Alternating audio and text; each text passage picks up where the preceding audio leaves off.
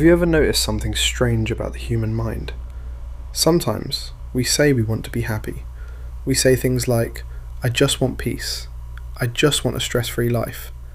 But then, the moment life becomes calm, our brain quietly goes looking for sadness again. It's almost like the mind has a weird addiction to sadness. And no, this doesn't mean people enjoy suffering, but the mind has a funny habit of replaying negative things again and again. Think about this. You could receive 10 compliments in one day. Someone says you look good. Someone says you did great work. Someone appreciates your effort. But then, one person makes a small criticism. Suddenly, your brain ignores the 10 compliments and focuses on the one negative comment like it's the headline news. Why does that happen?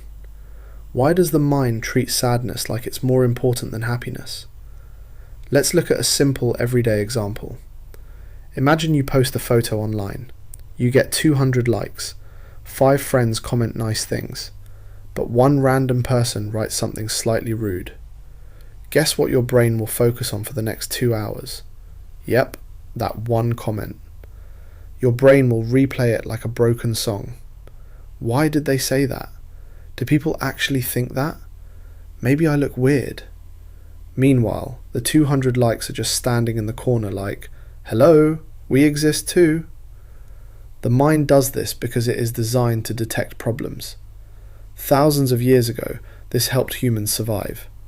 If early humans ignored danger, they wouldn't survive very long. So the brain became really good at noticing threats, criticism, and negative signals.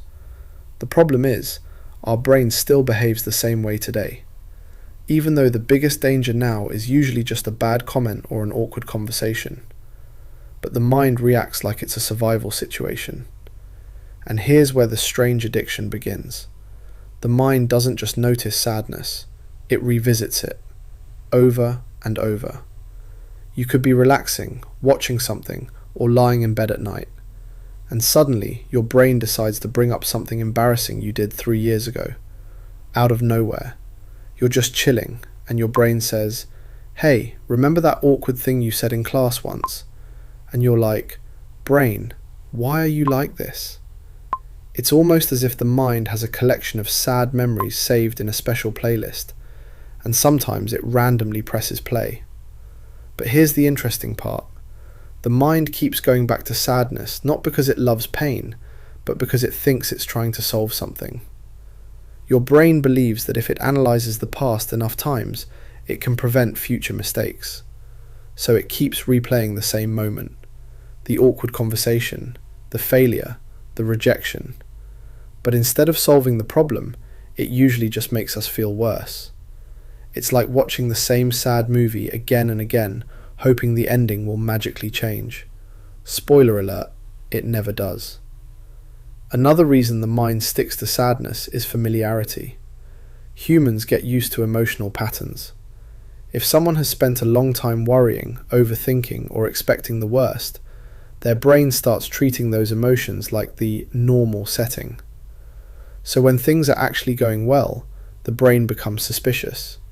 It's like the mind saying, wait, everything feels calm, something must be wrong. Then it starts searching for a problem. And if it can't find one, it creates one. Maybe you start doubting yourself. Maybe you assume people secretly dislike you. Maybe you imagine worst-case scenarios that never actually happen. The mind becomes a drama writer when it gets bored. But here's the important thing to remember. Just because the mind brings you a thought doesn't mean you have to believe it. Thoughts are like notifications on your phone. Some are useful, some are random, and some are completely unnecessary. But imagine if every time your phone vibrated, you dropped everything and took it seriously. Your whole day would be chaos. The same thing happens when we treat every negative thought like an important message. Sometimes the healthiest thing you can do is simply notice the thought and say, oh, my brain is playing that old sad song again, and then move on. Because the mind may have a habit of returning to sadness, but that doesn't mean you have to live there. You can acknowledge the thought without building a house inside it.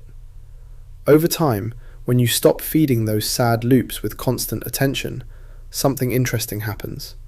The mind slowly starts learning a new habit. Instead of replaying the same negative memories, it begins to focus more on the present moment. And the present moment is usually far less dramatic than the stories inside our head. Most of the time, right now is actually pretty okay.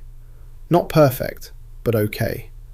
And sometimes that simple okay feeling is far more peaceful than chasing emotional chaos. So the next time your mind suddenly pulls out an old sad memory like a movie trailer, just remember this.